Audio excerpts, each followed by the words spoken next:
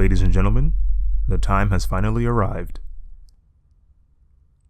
Now, I was thinking about who to draw for my 1000 sub special, but after a few minutes of thinking, it was clear who I needed to draw. The very character that helped jumpstart my YouTube channel once again.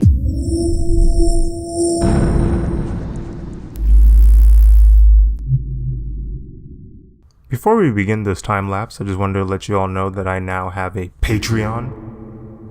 That is all. Greetings, viewers. Welcome to the 1000 sub special time-lapse video by yours truly, Aziz Draws. As you can see, I have drawn BROLY.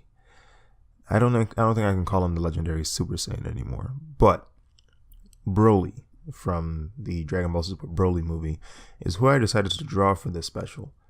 Mainly in part because the very video and drawing that helped jumpstart my YouTube channel again was Gogeta versus BROLY.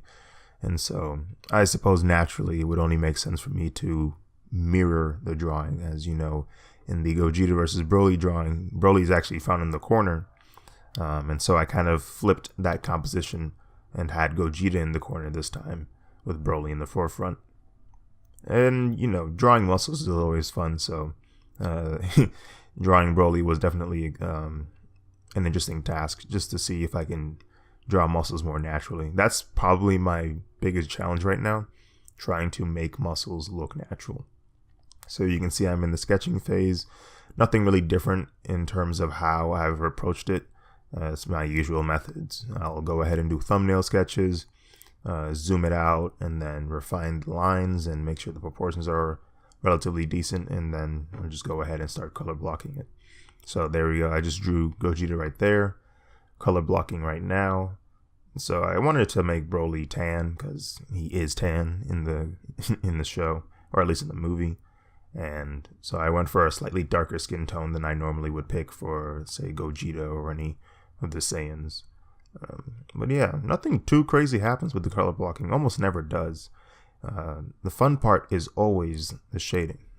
But yeah, I mean, coloring BROLY was very easy because he doesn't have too many things going on with this character model, at least for his full powered mode.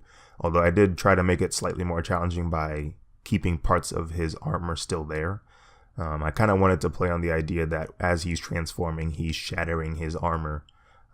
In the movie, we don't really see that happen. It's kind of like literally in 3-4 seconds, he goes from breaking the dimension with Gogeta, and then he charges up, and then all of a sudden he's full powered. So I don't know. If there was anything that let me down, it was that one scene, because they didn't emphasize on full powered BROLY transforming.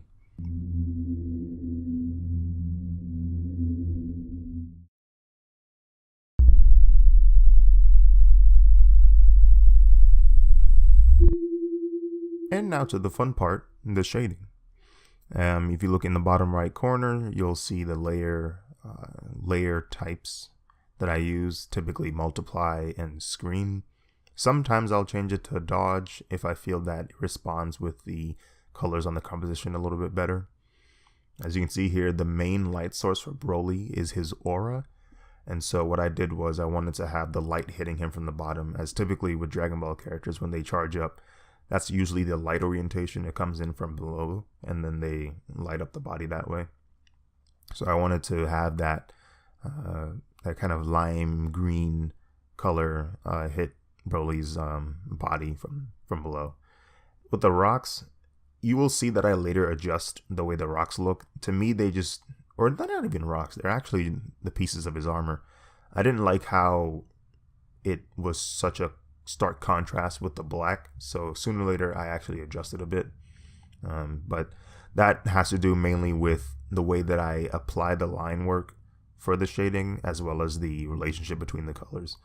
And so there's not too much I could do about that, besides either limiting the strength of the layer by shrinking the opacity down, or by adding a gradient. And I don't know, I feel like with my art style, I prefer to do hatching over gradients, but if I feel that there's a task that requires a gradient or looks much better with one, then I will tend to go for it. But at any time I can, I always try to do hatching. Here I am working on his hair. If I could change something about his hair, I'd probably make it more green. I don't know. It looks kind of like a weird grass color. I get Lorat vibes for some reason. Here we are drawing Ba's fur ear.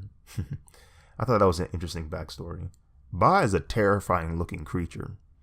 I mean, I get BROLY has very, sentimental feelings about that creature, but that thing is terrifying. That's just my 2 cents. Yeah, no, I'm still definitely trying to work on my muscle shading because my issue is I put too much emphasis on the shadowing for them.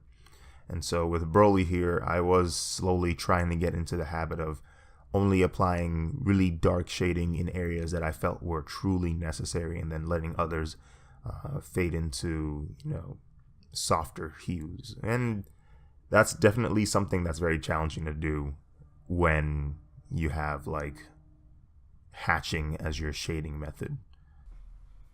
Wow, I didn't record any of that. You didn't? Mm-mm. How dare you! That sucks. That sucks so much. You suck. I initially drew the cracks for the dimensions, and afterwards I duplicated them and created these 2 layers of red and blue. So it's the same lightning, but I changed it so that it would be a different color. And then afterwards I ended up putting in a motion blur for both of them, or a radial blur with a zoom effect. And afterwards added some grain texture and some gradient shifting, like brushing it away, and I ended up with that effect. So that was pretty cool. And then I shrunk the white layer and made it look like that by just compressing the thing. Yeah. Pause.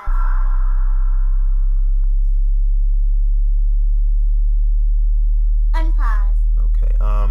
So you can see I'm almost done with this drawing. Added the background effects, and most of the shading is taken care of. So now it's just, adding things that add more volume to the drawing, as well as atmosphere, and just balancing out my colors. But yeah, nothing too crazy is going on, except that, it's BROLY versus Gogeta. But once again, though, I thank everyone for coming to this channel and supporting it, subscribing, posting, sharing anything that I make here. It really does help motivate me to do more of this. And, for the past year and a half, I've just been trying to be more consistent with my content. And, it really makes me feel better about, doing it when I know that people enjoy it as much as I make it. So thank you guys for supporting. Hopefully I will do more animations and landscapes.